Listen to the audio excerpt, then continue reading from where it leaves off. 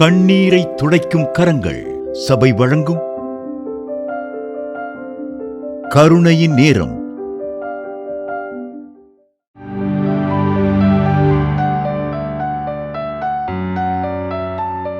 பலவீனமாகும் என்னை தாங்கும் நல்ல நாதரே, பல கோடி ஸ்தோத்திரம் பாடி உம்மை வாழ்த்திடுவேன் நான். பலவீனமாகும் என்னை தாங்கும் நல்ல நாதரே, பல கோடி ஸ்தோத்திரம் பாடி உம்மை வாழ்த்திடுவேன் நான். ஸ்தோத்திரம் ஸ்தோத்திரம் என்றும் ஸ்தோத்திரமே, ஸ்தோத்திரம் ஸ்தோத்திரம் என்றும் ஸ்தோத்திரமே, ஸ்தோத்திரம் ஸ்தோத்திரம் என்றும் ஸ்தோத்திரமே, ஸ்தோத்திரம் ஸ்தோத்திரம் என்றும் ஸ்தோத்திரமே. என்னை தேடியே பூவில் வந்திரே, என்னை தேடியே பூவில் வந்திரே, என்னை நேசித்ததால் உந்தன் ஜீவன் தந்திரே, என்னை நேசித்ததால் உந்தன் ஜீவன் தந்திரே. பலவீனமாகும் என்னை தாங்கும் நல்ல நாதரே, பல கோடி ஸ்தோத்திரம் பாடி உம்மை வாழ்த்திடுவேன் நான். பலவீனமாகும் என்னை தாங்கும் நல்ல நாதரே, பல கோடி ஸ்தோத்திரம் பாடி உம்மை வாழ்த்திடுவேன் நான். அறிவு குறைவுகள் அதிகம் உண்டெனில், அறிவு குறைவுகள் அதிகம் உண்டெனில், அறிந்தும் நீரும் அருகில் என்னை சேர்த்தனைத்தீரே, அறிந்தும் நீரும் அருகில் என்னை சேர்த்தனைத்தீரே. பலவீனமாகும் என்னை தாங்கும் நல்ல நாதரே, பல கோடி ஸ்தோத்திரம் பாடி உம்மை வாழ்த்திடுவேன் நான். பலவீனமாகும் என்னை தாங்கும் நல்ல நாதரே, பல கோடி ஸ்தோத்திரம் பாடி உம்மை வாழ்த்திடுவேன் நான். தோல்விதான் உண்டு என்னை நினைக்கையில், தோல்விதான் உண்டு என்னை நினைக்கையில், கல்வாரியில் ஜெயித்த நீரின் கரம் பிடித்திடும், கல்வாரியில் ஜெயித்த நீரின் கரம் பிடித்திடும். பலவீனமாகும் என்னை தாங்கும் நல்ல நாதரே, பல கோடி ஸ்தோத்திரம் பாடி உம்மை வாழ்த்திடுவேன் நான். பலவீனமாகும் என்னை தாங்கும் நல்ல நாதரே, பல கோடி ஸ்தோத்திரம் பாடி உம்மை வாழ்த்திடுவேன் நான். ஸ்தோத்திரம் ஸ்தோத்திரம் என்றும் ஸ்தோத்திரமே, ஸ்தோத்திரம் ஸ்தோத்திரம் என்றும் ஸ்தோத்திரமே, ஸ்தோத்திரம் ஸ்தோத்திரம் என்றும் ஸ்தோத்திரமே, ஸ்தோத்திரம் ஸ்தோத்திரம் என்றும் ஸ்தோத்திரமே.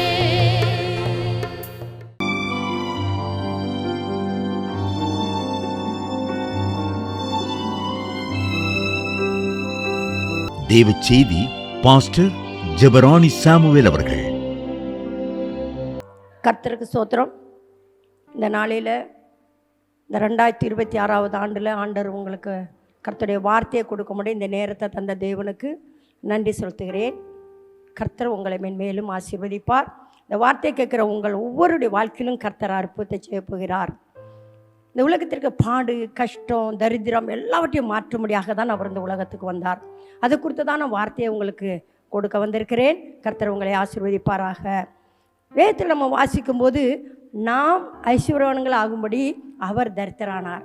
வானத்தையுமே படைத்த நமது ஆண்டவர் இந்த உலகத்தில் மனித அவதாரம் எடுத்து வந்து நமக்காகவே தரித்திரமானார் என்று சொல்லி வேதம் நமக்கு நினைப்பூட்டுகிறது. 2 கொரிந்தியர் 8 நம்ம வாசிப்போமானால், நம்முடைய கர்த்தராகிய இயேசு கிறிஸ்துவின் கிருபையை அறிந்திருக்கிறீர்களே, நம்முடைய கர்த்தராகிய இயேசு கிறிஸ்துவின் கிருபையை அறிந்திருக்கிறீர்களே, அவர் ஐஸ்வர்யமுள்ளவராயிருந்தும், அவர் ஐஸ்வர்யமுள்ளவராயிருந்தும், நீங்கள் அவருடைய தரித்திரத்தினாலே, நீங்கள் அவருடைய தரித்திரத்தினாலே ஐஸ்வர்யவான்கள் ஆகும்படிக்கு, ஐஸ்வர்யவான்கள் ஆகும்படிக்கு உங்கள் நிமித்தம் தரித்திரரானாரே, உங்களின் நிமித்தமாக அவர் தரித்திரமானாரே. அருமையான கர்த்தருடைய பிள்ளைகளே, நீங்க ஐஸ்வர்யவான்கள் ஆகும்படி, நீங்க செழித்திருக்கும்படி, நீங்க அவருக்கேற்ற பிரியமான பிள்ளைகளாக வளரும்படி, நீங்கள் நன்றாய் இருக்கும்படி அவர் தரித்திரரானார். இந்த உலகத்தில் அவர் ஐஸ்வர்யமுள்ள தேவன். அவர்தான் சகலத்தை உடையவர், அவர்தான் சகலத்தை உண்டாக்கினவர். அந்த தேவன் உங்களுக்காகவும் எனக்காகவும் இந்த உலகத்துல 2025 ஆண்டுக்கு முன்பாக மனித அவதாரம் எடுத்து வந்து நமக்காக தரித்திரரானார் என்று சொல்லி வேதத்தில் நம்ம தெளிவாக வாசிக்கிறோம். அருமையான கட்டப்பிள்ளை, நீங்க நினைக்கலாம் நம்ம ஐஸ்வர்யவான்கள் ஆகும்படி அவர் தரித்திரமானார் என்று சொல்லுகிறீர்களே, இன்னும் எங்களுடைய கஷ்டம் தீரலையே, இன்னும் நாங்கள் தரித்திரமாக தானே இருக்கிறோம், இனி என் வாழ்க்கையில் ஒரு முன்னேற்றம் இல்லையே, இன்னும் நான் விரும்புகிற ஆசீர்வாதம் எனக்கு கிடைக்கலையே, நான் எவ்வளோ காலமாக நான் பிரயாசப்படுகிறேன், பாடுபடுகிறேன், இன்னும் எனக்கு ஐஸ்வர்யம் இல்லையே, நான் நினைக்கிறது என் வாழ்க்கை நடக்கலே என்று சொல்லி ஒருவேளை நீங்கள் கலங்கலாம். ஆனால் வேதத்தில் ஏன் நீங்கள் தரித்திரமாக இருக்கிறீன்னு சொல்லி இன்னைக்கு ஆண்டோடைய வார்த்தை உங்களுக்கு தெளிவாக வருகிறது. எடுத்தவர்கள் வாசிப்போம். நீதிமொழிகள் 13ஆம் அதிகாரம் 18ஆம் வசனத்தில் அவர் சொல்லுகிறார், புத்திமதிகளை தள்ளுகிறவன் தரித்திரத்தையும் லட்சையையும் அடைவான். அருமையான கர்த்தருடைய புத்திமதியை நீ கேட்காதனால, பெரியோர்கள் சொல்றதை கேட்காததுனால, ஞானவான்கள் சொல்லுகிறதை கேட்காததுனால நீ இன்னும் தரித்திரத்திலே வாழ்ந்து கொண்டே இருக்கிறார்.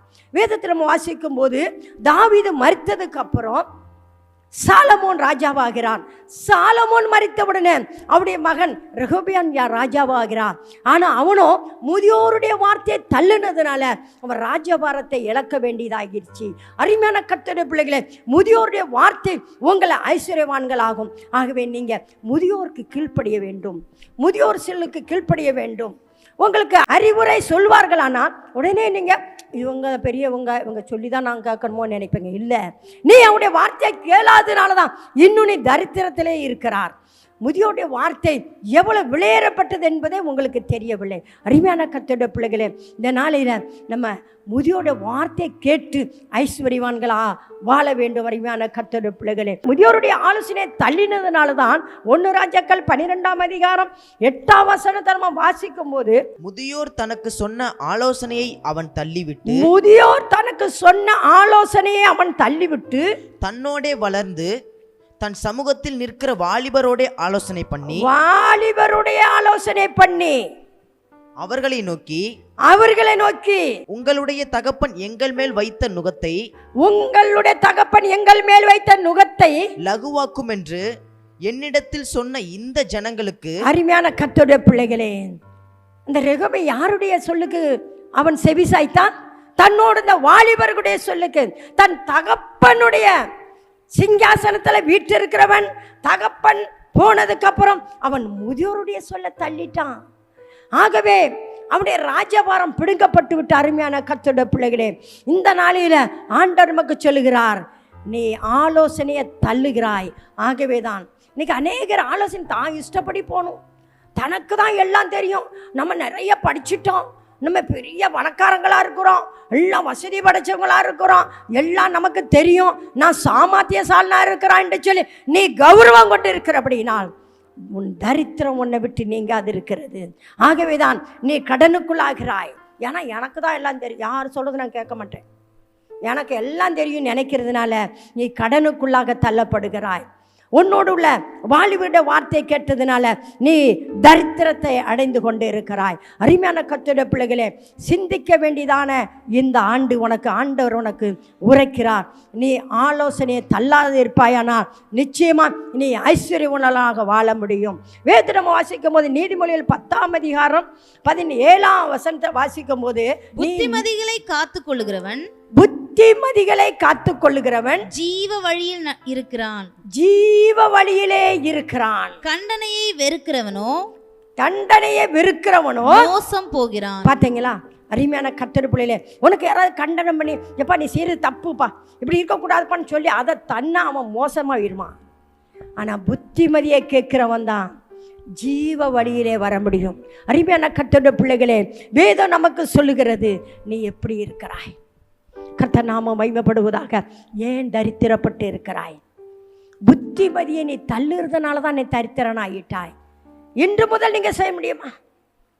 நீங்க நினைச்சிருக்கலாம், படிப்பு எனக்கு இருக்குது, நான் பயங்கர பராக்கிரமசாலி, எல்லாவற்றிலும் நான் பாருங்க என்ற வீட்டை பாருங்க எத்தனை மெடல் வாங்கி வச்சிருக்கிறேன், எல்லாவற்றிலும் நான் அவ்வளோ ஜெயிச்சு எல்லாவற்றிலும் முதன்மையாக வர, எனக்கு இதுக்கு யாரும் சொல்லணும்னு நினைக்காத. நீ தரித்திரப்பட்டு போவார். நீ தரித்திரம் இல்லாமல் வாழ வேண்டுமானால் நீ புத்திமதியை கேட்க வேண்ட அருமையான கர்த்தருடைய பிள்ளையே. கர்த்தர் நாமம் மகிமைப்படுவதாக. நீ ஜீவ வழிக்குள்ள வர வேண்டுமானால் நீ புத்திமதியை காத்துக்கொள்ள வேண்டும். நீதிமொழிகள் 14:1 நீங்க வாசிப்பீர்கள் என்றால், புத்தி உள்ள ஸ்திரீ தன் வீட்டை கட்டுகிறாள். போதும், புத்தி உள்ளவள் தான் தன் வீட்டை கட்ட முடியும். புத்தியை கேட்கணும். எனக்கு அநேக குடும்பங்கள் உடைக்கப்பட்டு இருக்கு. ஏனண்டா அடையா திருமணமாகி வரும்போது சந்தோஷமா வருவாங்க. 1 மாதம் 2 மாதம் இருந்த உடனே எனக்கு மாமனார் வேண்டாம், மாமியார் வேண்டாம், யாரும் வேண்டாம் என்று சொல்லி என்ன பண்ணுவாங்க, தன் இஷ்டப்படி வாழுவார்கள். இதை வயசானவங்க சொன்னா அவங்க என்ன சொல்றது, நான் என்ன கேட்கறதுன்னு சொல்வார்கள். புத்தி இல்லாதனால தான் நீ அந்த முதியோருடைய வார்த்தையை தள்ளுகிறாய். என் புத்திமதியை கேளு, ஆலோசனையை கேள், அப்பொழுது நீ ஐஸ்வர்யனா வாழ முடியும். அருமையான கர்த்தருடைய பிள்ளைகளே, வேதத்தில் நம்ம அநேகர் புத்திமதியை கேட்காதனால வீணா போனதை பார்க்குறோம். ஒரு சகோதரருக்கு 2 பிள்ளைகள் உண்டு, மூத்த குமாரனும் இளைய குமாரனும். ஆனால் அந்த இளைய குமாரனும் தகப்பன் சொல்ல கேட்காதபடி எல்லாவற்றையும் வாங்கி கொண்டு தூரமா போய் கெட்ட சகோதரோட கெட்ட நண்பர்களோட அவன் தன்னுடைய வாழ்க்கையை அழித்து விட்டான். தன்னுடைய தகப்பன் எடுத்து வாங்கின எல்லா பொருட்களையும் அழித்து விட்டான். கடைசியா சாப்பிடக்கூட அவனுக்கு ஆகாரம் கிடைக்கவில்லை. பன்றிதுங்கிற தவிட்டினால் தன் வயிற்றை நிரப்ப ஆசையாக இருக்கிறான். அதை கூட ஒருவன் அவனுக்கு கொடுக்கல பாருங்களேன். ஏன்னா அவன் தகப்பனுடைய ஆலோசனை கேளாதனால தான் அந்த நிலைமைக்கு ஆளாகிவிட்டான். அருமையான கர்த்தருடைய பிள்ளைகளே, இந்த நாளையில் ஆண்டவர் சொல்கிறார், நீ தரித்திரனா இருக்கிறதுக்கு காரணம் என்ன? நீ பெரியோருடைய வார்த்தையை இன்னும் கேட்கவில்லை, முதியோருடைய வார்த்தையை நீ கேட்கவில்லை, உனக்கு புத்தி சொல்லுடைய வார்த்தைக்கு நீ செவி சாய்க்கவில்லை. ஆகவேதான் என் தரித்திரப்பட்டு இருக்கிறார். இன்று ஆண்டோடைய வார்த்தை உனக்கு கடந்து வருகிறது. நீ இன்றில் இருந்தாது முதியோருடைய வார்த்தையை கேள், பெரியோருடைய வார்த்தையை கேட்டு ஞானத்திலே நீ தேர்வாயானால் உன் குடும்பம் கட்டப்படும், நீ ஐஸ்வர்யனாக வாழ முடியும். கர்த்தர் நாமம் மகிமைப்படும். ஆகவே முதலாவது தரித்திரமாகிறது, வறுமைக்குள்ள இருக்கிறது, நீ விரும்புறது கிடைக்காம இருக்கிற காரியம், நீ புத்திமதியை தள்ளிவிட்டாய். 2வது எப்படி எதற்காக தரித்திரனாக? நீதிமொழிகள் 23:21 வாசிப்போம் என்றால், குடியனும் போஜன பிரியனும் தரித்திரராவார்கள். குடியனும் போஜன பிரியனும் தரித்திரமா. பாத்தீங்களா, குடிகாரனை என்னைக்காவது ஒரு ஐஸ்வர்யனை வர முடியுமா? அவன் வீட்டில் இருக்கலாம் கொண்டு போய் என்ன பண்ணிடுவான், வித்து குடிச்சிட்டு தான் இருப்பான். குடும்பம் தன்னை தாயுடைய தாலியை அத்து எத்தனோ பேர் என்ன பண்றான், குடிக்கிறான். தன் மனைவியை அடிச்சு உதைச்சி பணத்தை வாங்கி கொண்டு குடும்பத்தில் கஷ்டம். குடிகாரன் ஒரு நாளும் அவன் ஐஸ்வர்யவன் ஆக முடியாது. குடியனும் போஜன பிரியன் எப்ப பாரு தின்னுகிட்டே இருப்பானுங்க, எதையாவது வாங்கி திம்பானுங்க. அதுல ஒரு போஜன பிரியன் அவன் ஒரு நாளும் அவன் என்ன பண்ண முடியும், ஐஸ்வர்யனை வாங்கவே முடியாது. அவன் கையில எது கிடைச்சாலும் உடனே போயிடுவான். ஒரு நல்ல ஒரு பெரிய கடை, அதை வாங்க இதை வாங்க, தின்னுக்கிட்டே இருப்பானுங்க. அருமையான கர்த்தருடைய பிள்ளைகளே, வேதம் சொல்லுகிறது, நீ தரித்திரம் இல்லாமல் இருக்க வேண்டுமானால் குடியை நீ வெறுக்க வேண்டும், போஜனத்தை நீ வெறுக்க வேண்டும், போஜன பிரியனாக நீ வாழக்கூடாது என்று வேதம் சொல்லுகிறது. நீ அப்பொழுதுதான் நீ ஐஸ்வர்யவானாக முடியும். கர்த்தர் நாமம் மகிமைப்படுவதாக. ஆதியாகமம் 19:32-35 வாசிப்போமானால், நம்முடைய தகப்பனால் சந்ததி உண்டாகும்படிக்கு அவருக்கு மதுவை குடிக்க கொடுத்து அவரோட சயனிப்போம் வா என்றார். பாத்தீங்களா, அருமையான கர்த்தருடைய பிள்ளைகளே, அவன் குடிச்சதுனால தன் பிள்ளை எதுன்னு கூட தெரியாதபடி அவன் சீர்கட்டு போயிட்டான். அதனால ஒரு சந்ததி, சீர்கட்ட சந்ததி இந்த உலகத்துக்கு வந்து விட்டது. அருமையான கர்த்தருடைய பிள்ளைகளே, அப்ப குடிக்கிறதுனால அவனுடைய கண் குருடாக்கப்பட்டு விட்டது.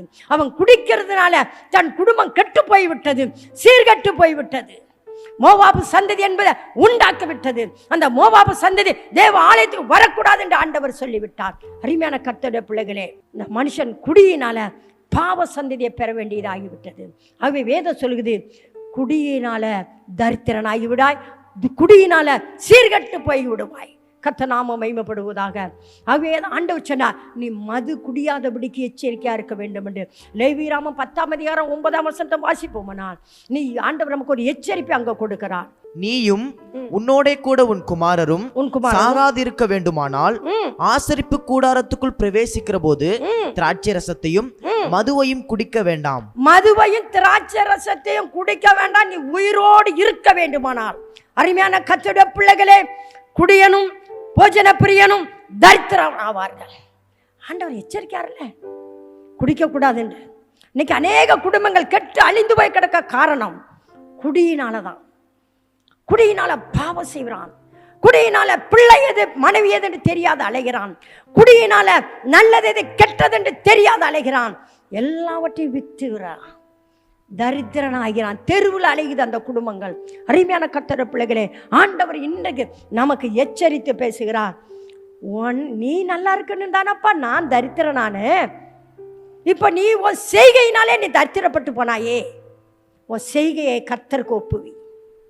ஆமென். கர்த்தர் நாமம் மகிமைப்படுவதாக. அருமையான கர்த்தருடைய பிள்ளைகளே, இந்த நாள் நம்ம சிந்திக்கிறதான ஒரு நேரத்துக்குள்ள வந்திருக்கிறோம். முதலாவது, ஒரு மனுஷன் தரித்திரன் ஆகுறதுக்கு காரணம் முதியோருடைய ஆலோசனை தள்ளுனதுனால. ரெண்டாவது, அவன் தரித்திரன் ஆகிறதுக்கு காரணம் குடியினாலேயும் போஜன பிரியத்தினால. மூன்றாவது, அவன் தரித்திரன். ஏன்னா ஆண்டவர் வாக்கு மாற மாட்டார், அவர் பொய் உரையா தேவன். நீ நல்லா இருக்கணும், உன் குடும்பம் நல்லா இருக்கணும், உன் பிள்ளை நன்றா இருக்க வேண்டும் என்று சொல்லி உனக்காக நான் தரித்திரனானேன் என்று சொன்னாரே, அந்த தேவன் பொய் சொல்லுவாரா? அவருக்கு முன்பாக அவர் சொன்ன வார்த்தை நீ கேட்பாயானால் அவர் சொல்லுகிறார், நீ எப்படி இருக்க வேண்டும் எனக்கு முன்பாக. வாசிப்போம் நீதிமொழிகள் 6ஆம் அதிகாரம் 10ஆம் வசனத்துல, இன்னும் கொஞ்சம் தூங்கட்டும், இன்னும் கொஞ்சம் தூங்கட்டும், இன்னும் கொஞ்சம் உறங்கட்டும், இன்னும் கொஞ்சம் உறங்கட்டும், இன்னும் கொஞ்சம் கை முடக்கி கொண்டு நித்திரை செய்யட்டும் என்பாயோ, கொஞ்சம் கை முடக்கி கொண்டு நித்திரை செய்யட்டும் என்பாயோ. உன் தரித்திரம் வழிபோக்கனை போலவும், உன் தரித்திரம் வழிபோக்கனை போலவும், உன் வறுமை ஆயுதம் அணிந்தவனை போலவும் வரும். உன் வறுமை ஆயுதம் அணிந்தவனை போல. ஒரு அருமையான கர்த்தருடைய பிள்ளை, இன்னைக்கு அநேகர் தூங்கி தூங்கி என்ன பண்றாங்க? தரித்திரப்பட்டு போறார்கள். தூக்கத்தினால தூக்கம் கந்தையை உடிப்பிக்கும், தூக்கத்தை விரும்புகிறது. எப்ப பாரு தூக்கம், எப்ப பாரு அவங்க பாடம் தூங்கிட்டு தான் இருப்பாங்க.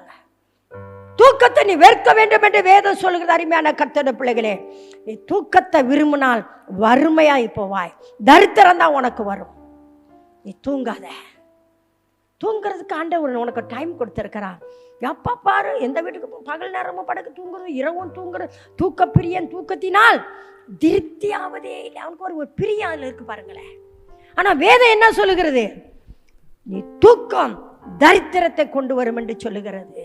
அருமையான கர்த்தர், கண் விழித்திரு, அப்பொழுது நீ ஆகாரத்தினால் திருப்தி ஆவாய். ஆமென். ஹல்லேலூயா, ஹல்லேலூயா.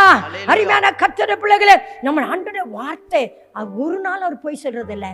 இந்த வார்த்தை நிறைவேறும். நீ தூக்கத்தை விரும்பாதே என்று சொல்லுகிறான். எத்தனை மணி நேரம் தேவனோடு நீங்க உட்கார்ந்து ஜெபிக்கிறீங்க? இயேசு கிறிஸ்து உலகத்தில் இருக்கும் போது இரவெல்லாம் அவர் போய் ஜெபித்தாரே. ஏன்? நீ நன்றாயிருக்க வேண்டும், நீ ஐஸ்வர்யவானா இருக்க வேண்டும் என்று அவர் பாடுபட்டார். அவரை போல நீ வாழுகிறாயா? எப்ப பார்த்தாலும் தூங்கி தூங்கி.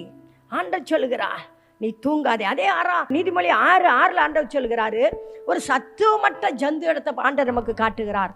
சோம்பேறியே, சோம்பேறியே, நீ எறும்பினிடத்தில் போய், நீ எறும்பினிடத்தில் போய் அதன் வழிகளை பார்த்து, அதன் வழிகளை பார்த்து ஞானத்தை கற்றுக்கொள். பாத்தீங்களா? ஆண்டவர் சொல்லுகிறார், சோம்பேறி தூங்கிட்டு இருக்கிறியாப்பா. பாரு எறும்ப, ஒரு சத்துவம் இல்லாத ஜந்து. அந்த எறும்பு காலுக்குள்ள வந்துச்சுன்னா அப்படியே செத்து போயிடும். அந்த எறும்பை ஆண்டவர் உனக்கு புத்தி முட்டும்படி உனக்கு முன்பாக வைக்கிறார். நீ எறும்ப பாருப்பா, அது எப்படி சுறுசுறுப்பா தெரியும். எறும்ப பாக்குறீங்களா? நிறைய பேர் எறும்ப பார்த்திருக்கீங்களா? கவனிக்கீங்களா? எறும்புடைய குழிய போய் பார்க்குறீங்களா? ஏன் ஆண்டவன் இந்த யானையை பார், அது எப்படி இருக்குன்னு சொல்லியிருக்கலாமே. பெரிய உருவத்தை கட்டினாரா? இல்லையே. ஏன் இந்த எறும்பு? அந்த எறும்பு சுறுசுறுப்பான ஒரு ஜீவன். எப்ப பாருங்க அந்த எறும்பு ஓடிக்கொண்டே இருக்கும். அந்த எறும்பு சம்பாரிச்சு கொண்டே இருக்கும். கோடை காலத்துக்கு தன் ஆகாரத்தை சேர்த்து வைக்கும். எறும்பு குழிய போய் தோண்டி பாருங்க, சகலவித வஸ்துக்களும் அங்க இருக்கும். ஏன்னா எறும்பு சுறுசுறுப்பானது. அதனால தான் ஆண்டவர் அந்த எறும்பை உங்களுக்கு முன்மாதிரியாக காட்டுகிறார். அவரை போல உண்டாக்குன இந்த மனுஷன் அந்த எறும்ப மாதிரி கூட வாழலையாப்பா. அந்த எறும்பு என்னைக்காவது தாறுமாறா ஓடுமா? அந்த எறும்புடைய போய் பார்த்தீங்கன்னா வரிசையாக ஓடிக்கொண்டு இருக்கும். உன் வாழ்க்கை எப்படி இருக்கிறது? எறும்பை போல நேர்மையான வாழ்க்கையா இருக்கிறாயா? தாறுமாற இஷ்டம் போலலாம் வாழ்றது, அங்க எப்படி வேணாலும் வாழ்றது அப்படி இல்லை. ஆண்டவர் சொல்றார், இப்படித்தான் வாழ வேண்டும் என்று உனக்கு எல்லையை குறிக்கிறார். அதிகாலையிலே ஆண்டவரை தேட வேண்டும் என்று சொல்லுகிறார். நினைக்கிறியா? அப்ப பாரு தூங்குறது. அப்புறம் தரித்திரம் எப்படி வராம இருக்கும்? தூக்கப்பிரியா எப்பா ஷாக்காபரமா, நீ தூங்கி கொண்டிருப்பாயனால் தரித்திரம் வழி போக்க போல உன் வீட்டுக்கு வந்துவிடும். ஆகவே தான் ஆண்டவர் சொல்ல, அந்த எறும்பை பாருப்பா, அது நேர்மையான ஒரு ஜீவன். ஆனா அது உன் காலுக்குள்ள வந்தா செத்து போகக்கூடிய ஒன்று. அதை ஆண்டவர் நமக்கு முன்பாக வைக்கிறாரே, அதை பார்த்தையா? அப்புறம் நீங்கள் எலும்பை நீங்கள் நல்லா போய் பாருங்க. அதை கவனித்து பார்த்தீங்கன்னா, ஒரு எறும்பு ஒரு பொருள் அப்படி தூக்கிட்டு வரும், இன்னொரு எறும்பை பின்னாலே அப்படி தள்ளி கொண்டே போகும். ஏன் எறும்பை போல மற்றவங்களுக்கு உதவி செய்கிறாயா? நான் நல்லா இருக்கணும், என் மனைவி நல்லா இருக்கணும், என் குடும்பம் நல்லா இருக்கணும், என் பிள்ளை நல்லா இருக்கணும், அடுத்தவன் நல்லா இருக்குன்னு ஒரு நாள் நினைக்கிறியா? அருமையான கர்த்தர் பிள்ளைகளே, மற்றவன் நல்லா இருக்க வேண்டும் நீ நினைப்பாயானால் கர்த்தர் உன்னுடைய தரித்திரத்தை நீக்கி விடுவார். அவை ஆண்டவருடைய வார்த்தை சொல்லுகிறது, சோம்பேறியே நீ எறும்பினிடத்தில் போய் அதன் வழிகளை பார்த்து ஞானத்தை கற்றுக்கொள். அதற்கு பிரபுவும் தலைவனும் அதிகாரியும் இல்லாதிருந்தும் கோடை காலத்தில் தனக்கு ஆகாரத்தை சம்பாதித்து அறுப்பு காலத்தில் தனக்கு தானியத்தை சேர்த்து வைக்கும். ஆமென். அல்லேலூயா, அல்லேலூயா. அருமையான கர்த்தர் பிள்ளைகளே, ஆண்டவருடைய வார்த்தை இன்னைக்கு உங்களுக்கு எச்சரிக்கிறது. நீ தூங்கிட்டே இருந்தானா தரித்திரப்பட்டு போவா. அதிகாலையிலே பாரு, அதிகாலையிலே தேவ சமூகத்தில் அமர்ந்திருக்க வேண்டும், அதிகாலையிலே அவரை தேட வேண்டும். அப்பொழுது ஆண்டவர் உன்னை ஆசீர்வதிப்பார். கர்த்தர் நாமம் மகிமைப்படுவதாக. ஆகவே தூக்கம் உனக்கு தரித்திரத்தை கொடுக்கும். கர்த்தர் நாமம் மகிமைப்படுவதா. நீ இன்னும் கொஞ்சம் உறங்கட்டும், இன்னும் கொஞ்சம் உறங்கட்டும், இன்னும் கொஞ்சம் கை முடக்கி கொண்டு நித்திரை செய்யட்டும் என்பாயோ, இன்னும் கொஞ்சம் கை முடக்கி கொண்டு நித்திரை செய்யட்டும் என்பாயோ. உன் தரித்திரம் வழிபோக்கனை போலும், உன் தரித்திரம் வழிபோக்கனை போலும், உன் வறுமை ஆயுதம் அணிந்தவனை போல வந்து விட. அருமையான கர்த்தர் பிள்ளை, அம்மா வந்து எழுப்புவாங்க காலையில, எந்திப்பா ஜபத்துக்கு, எந்திப்பா எந்திப்பா வேலைக்கு போகணும், எந்திப்பா எந்திப்பா ஸ்கூலுக்கு போகணும். ஆனா தூங்கிட்டே கிடக்க வேண்டியது. இன்னும் கொஞ்சம் அம்மா இன்னும் கொஞ்சம். தரித்திரப்பட்டு போய்விடாத. உன் வாழ்க்கை செழிப்பா இருக்க வேண்டுமானால் நீ தூங்கக்கூடாது. நீ அதிகாலை என்று ஆண்டவரோடு பேசணும். அதிகாலையிலே அப்படி பாதத்தில் அமர்ந்திருக்க வேண்டும். கர்த்தர் நாம மகிமைப்படுவதாக. அருமையான கர்த்தர்களே, நான்காவதை நாம் வாசிப்போம். முதல்ல வந்து நமக்கு தரித்திரம் வர காரணம் முதியோருடைய ஆலோசனையை தள்ளுகிறதுனால. ரெண்டாவது தரித்திரம் வர காரணம் குடியனும் போஜன பிரியமா இருக்கிறார். மூன்றாவது உனக்கு தரித்திரம் வர காரணம் தூக்கம். தூங்கி தூங்கி கிடக்கிறது. எல்லாம் வேலைக்கு போவான், இவன் வீட்டில் தூங்கிட்டு இருப்பான். எப்படி ஆண்டவரை ஆசீர்வதிக்க முடியும்? My God. நாலாவதாக அவர் சொல்லுகிறார், நாலாவது உனக்கு எப்படி வருது தரித்திரம்? நீதிமொழிகள் 28:19. தன் நிலத்தை பயிரிடுகிறவன் ஆகாரத்தால் திருப்தியாவான், ஆகாரத்தால் திருப்தியாவான். வீணரை பின்பற்றுகிறவனோ, வீணரை பின்பற்றி போறவனோ வறுமையால் நிறைந்திருப்பான். பாருங்க, எப்ப பாரு அவனுக்கு 4 போக்கிரிகள் அவங்க பின்னால ஓடுவான். அப்படி கொடியை பிடிச்சிக்கிட்டு அவன் பின்னால ஓடுறது. அருமையான கர்த்தருடைய பிள்ளைகளே, வேதம் சொல்லுகிறது, வீணரை பின்பற்றினால் உனக்கு தரித்திரம் வரும். வீணர் யார்? தனக்கு பேர் உண்டாகும்படி வருவான், அவனை பின்பற்றுவான், அவன் பின்னாலே இவன் ஓடுறது. அவனுடைய வாழ்க்கை தரித்திரப்பட்டு போய்விடும். அருமையான கர்த்தருடைய பிள்ளைகளே, ஆண்டவர் இன்னைக்கு நமக்கு எச்சரிக்கிறா, தூங்காத, தூங்காத, தூங்கி நீ தரித்திரப்பட்டு போகாத, வீணரை பின்பற்றாத. தேவ சமூகத்தில் அமர்ந்திரு, தேவனுடைய ஊழியத்தை செய், தேவ பிள்ளைகளோட கடந்து செல். கர்த்தர் உன்னை ஆசீர்வதிப்பா, உன் மேல பிரியமா இருப்பா. வீணர்னா யாரு? வேலைக்கே போக மாட்டான், சோம்பேறித்தனமா இருப்பான், பாவ வாழ்க்கையில வாழ்ந்து கொண்டு இருப்பான். மற்றவர்களுக்கு முன்னாடி பெரிய பார்த்தா அப்படியே வெள்ளை வெட்டியை கட்டிட்டு அப்படியே பெரிய ஆளாக தன்னை காட்டுவான். வீணர், அவனை பின்பற்றாத. உனக்கா எனக்கா ஜீவனை கொடுத்த இயேசுவை பின்பற்று. ஆமென், அல்லேலூயா. ஒரே வசனம் வாசிப்போம். 2 ராஜாக்கள் 17:15. அவருடைய கட்டளைகளையும் அவர் தங்கள் பிதாக்களோட பண்ணின அவருடைய உடன்படிக்கையையும் அவர் தங்களுக்கு திடசாட்சியாய் காண்பித்த அவருடைய சாட்சிகளையும் வெறுத்து விட்டு வீணான விக்கிரகங்களை பின்பற்றி வீணராகி, வீணான விக்கிரகங்களை பின்பற்றி வீணராகி அவர்களை சுற்றிலும் இருக்கிறவர்களைப் போல செய்ய வேண்டாம் என்று கர்த்தர் தங்களுக்கு கட்டளையிடுகிறார். அருமையான கர்த்தருடைய பிள்ளைகளே, நம்ம ஆண்டவர் இன்னைக்கு நமக்கு எச்சரித்து காட்டுகிறார். நீ வீணரை பின்பற்றாத, தரித்திரப்பட்டு போவாய். கர்த்தர் நாம மகிமைப்படுவதாக. தரித்திரம் ஏன் வருகிறது? நீங்க ஐஸ்வர்யமானா இருக்கணும், நீங்க நன்றா இருக்கணும், நீங்க செழித்திருக்க வேண்டும் தானே அவர் வந்தார். உன்னை மென்னை உண்டாக்குன தேவன் இந்த உலகத்துக்கு 2025 ஆண்டுக்கு முன்பாக மனுஷாவதாரம் எடுத்து வந்து தன்னையே தாழ்த்தினாரே. நீங்க ஐஸ்வர்யவான்கள் ஆகும்படி அவர் தரித்திரரானாரே. அந்த தேவனை மறந்து நீ வீணரை பின்பற்றி போகிறாய். அருமையான கர்த்தருடைய பிள்ளைகளே, இப்பொழுது வாசி, இன்று முதல் இந்த வார்த்தைகளை கவனித்து பார். ஏன் தரித்திரப்பட்டிருக்கிறேன்? இந்த ஆண்டு ஆண்டவர் உங்களுக்கு ஆசீர்வதிக்கிற ஆண்டு. இந்த ஆண்டு ஆண்டவர் உங்களை உயர்த்துகிற ஆண்டு. நான் சொல்லுகிறார், நீ இந்த வார்த்தையின்படி ஆலோசனைகளை தள்ளி விடாத. ஆலோசனையில இல்லாத இடத்துல ஜனங்கள் சீர்கட்டு போவார்கள். ஆலோசனைய முதியோருடைய ஆலோசனை கேட்டு நீ ஐஸ்வர்யவான்க மாறு. குடியை விட்டு விடு. போஜன பிரியனாக இருக்காத. எதை வீட்டில் எவ்வளோ சமைச்சு வச்சாலும் சரி, உடனே கடைக்கு ஓடுறது, அதை வாங்கி திங்கிறது, இதை வாங்கி திங்கிறது. போஜன பிரியர்கள். உன் வீட்டில் உன் தாய் கொடுக்குற சாப்பாடை விட உனக்கு கடையில் அவ்வளவோ ருசியாக செய்கிறாங்களே, அது உனக்கு கேடு. உன் உடம்ப கெடுத்துரும். உன் குடலுக்கு கேடு. உன் தாய் பார்த்து பார்த்து பார்த்து என் பிள்ளைக்கு அது வேணுமேனு சமைச்சு வைப்பா. ஆனால் அநேக போஜன பிரியர்கள் எப்படி சமைச்சாலும் வீட்டு சாப்பாடு அவங்களுக்கு ஆகாது, கடையை தான் ஓடுவாங்க. அருமையான கர்த்தருடைய பிள்ளைகளே, வேத சொல்லு, போஜன பிரியனா தரித்திரன் ஆகி விடுவாய். தூங்காத, தூக்கத்தை விரும்பாத. தூக்கத்தை விரும்பினா தரித்திரன் ஆகி விடுவாய். வீணரை பின்பற்றாத. வீணரை பின்பற்றினாய் தரித்திரன் ஆகி விடுவாய். நம்ம ஆண்டவர் வாக்கு மாறாதவர் இன்று உங்களுக்கு வாக்கு பண்ணுகிறார். நீ ஐஸ்வர்யன் ஆகும்படி நான் தரித்திரனானே. உன்னை ஆசீர்வதிக்கும்படி நான் தரித்திரன் ஆகிட்டேன். இப்ப சிந்திக்குமா? இது சிந்திக்கிற நேரம். இது ஆண்டவருடைய பாதத்தில் சிந்திக்கிற நேரம். செயல்படுகிறதான ஒரு காலத்தில் வந்திருக்கிறோம். சிந்திப்போம், செயல்படுவோம். கர்த்தர் நிச்சயமா நம்மை ஆசீர்வதிப்பார். ஆமென். பாரும் தந்தையே, எந்தன் உள்ளத்தை யாரும்